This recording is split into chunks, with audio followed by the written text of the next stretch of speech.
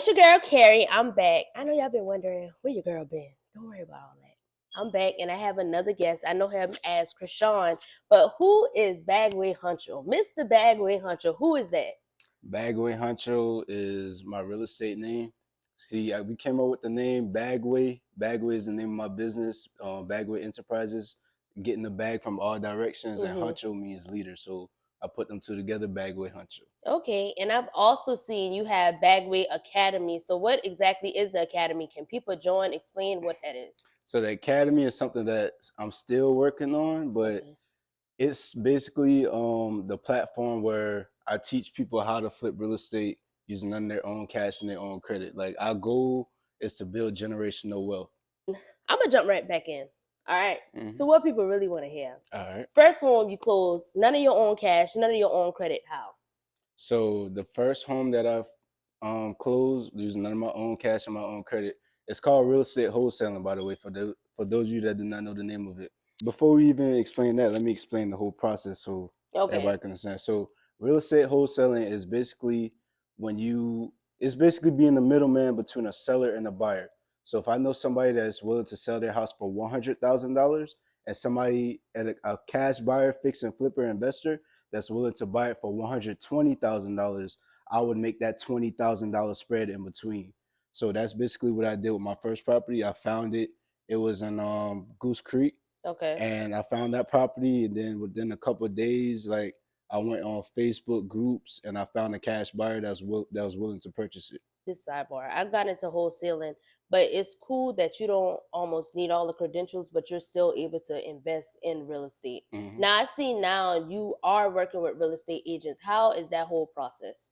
So the process that's like an advanced level, but the way that I'm building my business up with real estate agents is I can literally open my phone and scroll and I have a bunch of contacts of real estate agents, but I get a bunch of properties that real estate agents are listing, which is like distressed properties that need fixing up and stuff like that, which is the primary type of homes you want to look for in wholesaling.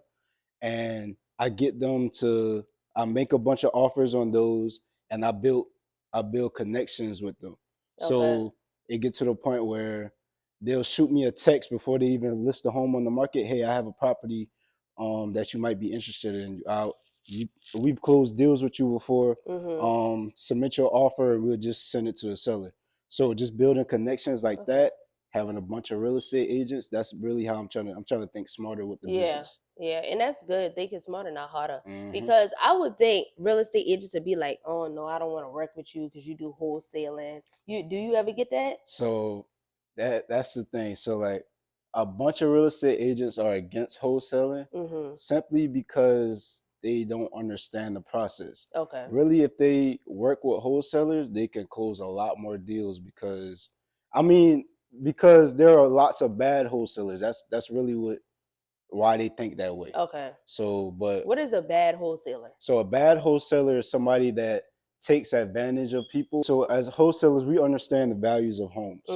So there are some wholesalers out there that will go out to like elderly people and they go out to elderly people and they'll lie about the value of their home just to get it under contract for a low price, just to make a big assignment fee.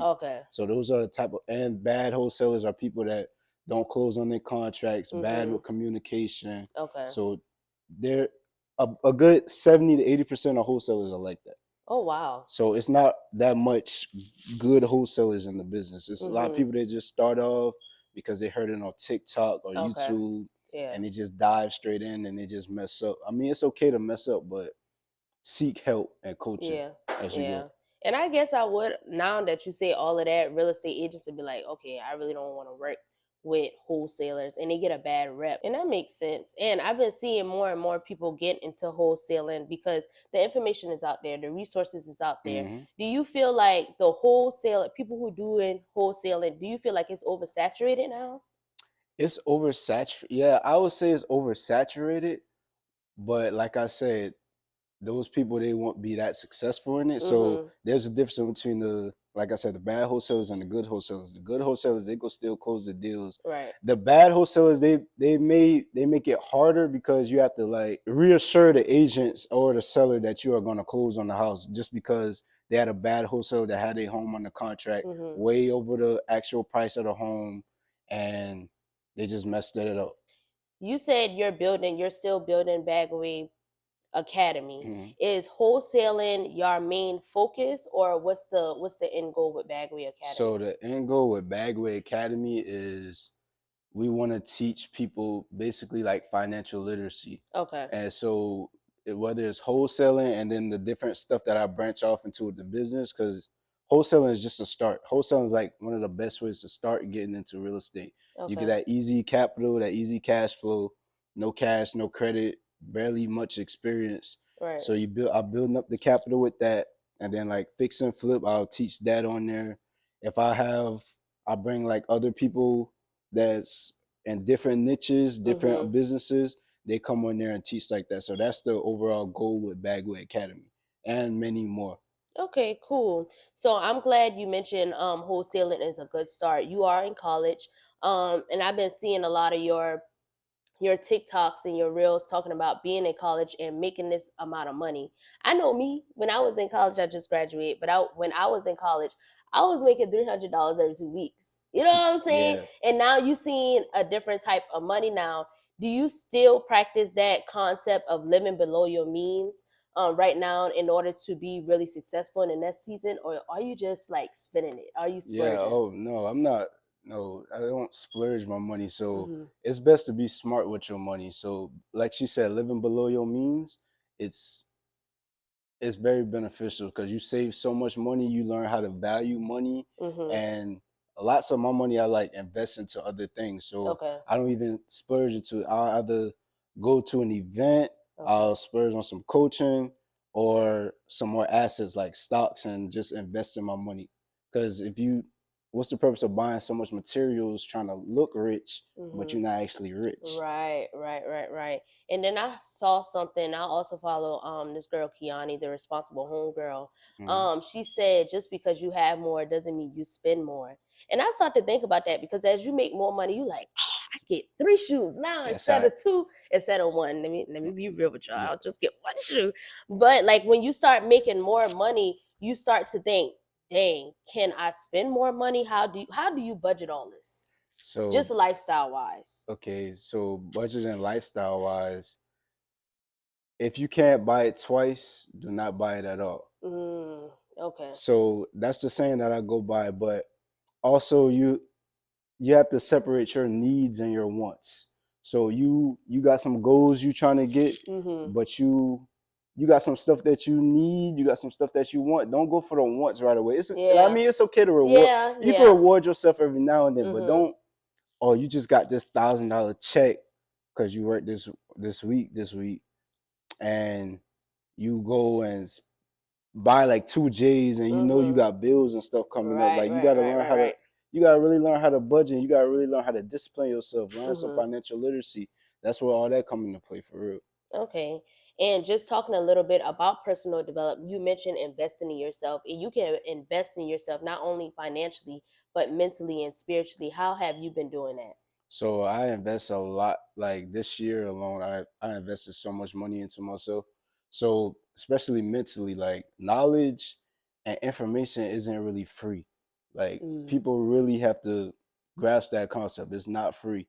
Like all the information, all the personal development, I had to pay to get to where I'm at now. This type of mindset, Yeah. and then when you pay to get in that type of mindset, people see that you developing Right. yourself, you attract different type of people around you. Mm. So as you work on yourself and self improve mentally, physically, spiritually, you attract higher quality people or people that just want to see you win, and Yeah. that helps you elevate as well.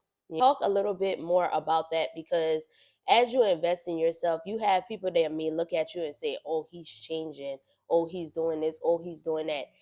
Did you go through a period where you had to let some people go or let some things go in order to get to the next level? Yeah, I mean, as you elevate, elevation requires separation. So Yeah. as you elevate, I have friends that I thought they was homies and stuff, but they Mhm. just as they see me go, oh, he think that he better. He think that he better than us. Oh, he don't kick it with us no more. Like especially my sophomore year in college. Okay. Not even my sophomore year, just a bunch of college friends that I met throughout my college career. As they see me elevate, I get into like different circles, acquiring people that actually care about themselves and stuff like Mhm. that, that don't want to just sit around and just smoke all day Yeah. and just constantly getting myself better, man. Yeah. So it's gonna always be like that. People Yeah. gonna always hate on you just because they see you doing better. It's a part of Yeah. life. And I think Yeah, we I'm gotta just learn about to how to say be that. more selfish. You have to be selfish because if you have to always put yourself first. Mhm. You self-improve. Self-improvement is a lonely process. Yeah. Like that's not a process you can't do with other people. You gotta go through those hardships. You gotta go through cutting people off. That's what makes you stronger. Yeah. And it's really what helps you like become a better person. Yeah. That's very true. Now, how did you build a brand around this whole wholesaling process? In the still building, but Mhm. basically I just give out information for free. You give out information for free, people see your value. Mhm. They be like, okay, this person is willing to share. I may want to invest with him. Or Okay. they shoot me some questions. I'll answer it on my TikToks, or they'll text me. I'll text them back. Like just giving information. You have to give information out for free, and then people value that, and then they'll come to you. Okay. And I've been seeing a lot of people been using wholesaling for like a side hustle. But is wholesaling sustainable for it only to be for you to survive off of one income? So could somebody just live off doing wholesaling? Yes, a lot. See, I invested into a community. Shout out to Astro Flipping, and a good bit of them wholesaling is their only income. And then as you get that, I mean, you want to always have multiple sources Multiple. of income, Yeah. but they'll have that income and that branches off to other stuff. Like I said, Yeah. like with real estate, that's just the foot in the door, wholesaling. Yeah. Then you got the fix and flip. Then they want to try other businesses after they get their money up in that. So, but you can survive off of it. It's going to be hard if Mhm. you're starting off, but once you get Yeah. that traction, yeah. Okay, and that's dope. That's dope. So y'all know the resources is out there. Okay, if you want Hmm. to go wholesaling, you can do that. But I understand.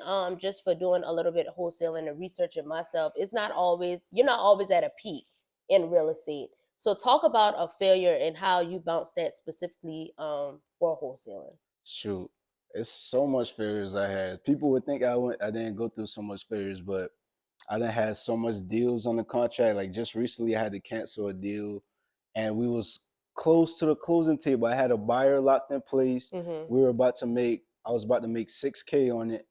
Oh About shit. to about to close on it, but the real estate agent, she wanted to use her title company because she got a certain percentage from using that title company. Although she was going to be getting paid, Mm-hmm. but it's going to be like that. And then another story is I had a deal which I could share the numbers because I got it for 55K and we were going to sell it for 100,000 and make a 45K spread on it. But Okay. the cash buyer, he talked us down to about 70K, and he ended up selling it to one of his buddies for 100K and making 30K on. He Oh. took Okay. my extra Yeah. 30K spread. Mm-hmm. I mean, it's part of the business. I lived and I learned. I was mad about it, but then I had to Yeah. learn like this is business. Right, right, right. And a Hmm. lot of stuff you can't really take personal. A lot of people just think from a business mindset. Yeah. And I'm glad you said that because if it was me, I'm calling homie on the phone. Like, what happened? I thought we was, you know what I'm saying? So it's good that you talk about it and just having that business mindset. Now you starting in college to people who are in college, what's their first steps if they want to start in wholesaling? So your first step in starting a wholesaling is doing your research first. So you want to research the type of the just research the business in general first to see if it's for you, because a lot of people they'll come to me saying, "Yeah, I want to do real estate wholesaling." I say, "Okay," I'll shoot them the information. And then they be like, I kind of don't want to do it no more." So you first have to see if this is for you. Mm-hmm. Once you see that, you find a mentor. Just pay for the information.